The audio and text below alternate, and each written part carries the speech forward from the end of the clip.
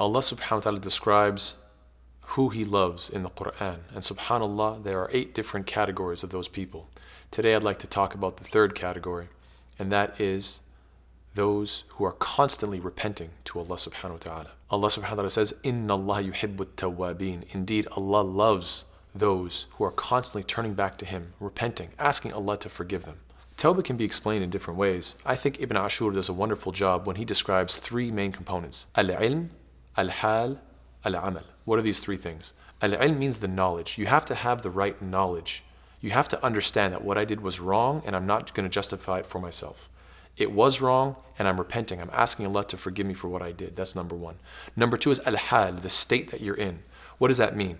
It implies that you're in a state of remorse, regretting. You feel bad about what you did. You don't feel good about it. You don't think about it with fond memories. You don't brag about it or talk about it in a positive light. Rather, you actually have genuine remorse for what you did. And the 3rd quality is al-amal, which is action. What does that mean? You have to stop the evil act itself and you have to replace it with good deeds. So if you can do these 3, if you know what you did was wrong, if you acknowledge it to yourself, if you feel remorse for it, and you behave as such by not bragging about it or thinking about it fondly. And thirdly, if you adjust your behavior by stopping the evil action and replacing it with good deeds, then this is a very complete tawbah. And if you can do this regularly with whatever evil deeds you're doing, you constantly turn back. You constantly say, Ya Allah, I made another mistake, but I'm turning back to you. I made another mistake, but I'm turning back to you. You do it over and over and over again, then you become who? At-tawwabin, those who Allah subhanahu wa ta'ala loves. Tawbah is such a blessing because the soul becomes burdened with sin. We all know that sense of guilt that keeps on nagging and digging away at us. Knowing that we've done something wrong, knowing that we should do better. How can we get rid of this burden? No matter how much wealth and no matter how much fame you have, the reality is that guilt can eat away at you as an individual. There's nobody that can relieve you of this except the one who can forgive you. And the one who can forgive you is your Lord. Turn back to Him. Ask Allah to forgive you and free your soul from this burden. The proud person tries to bury their guilt deep down and avoids confronting it. But the humble person faces it head on and acknowledges their weaknesses, acknowledges that perfection is for Allah subhanahu wa ta'ala alone. None of us are perfect. None of us will ever be perfect.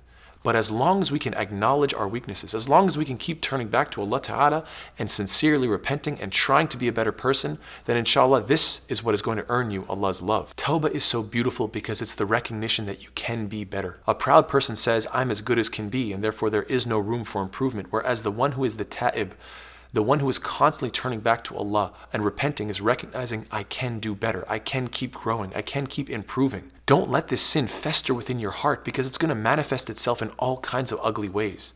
Instead, relieve yourself of this burden by turning back to your Lord and asking Him to forgive you. Tawbah is the beautiful ability to look deep within yourself and find the darkest part of yourself, and instead of turning away, you confront it head on and you deal with that evil.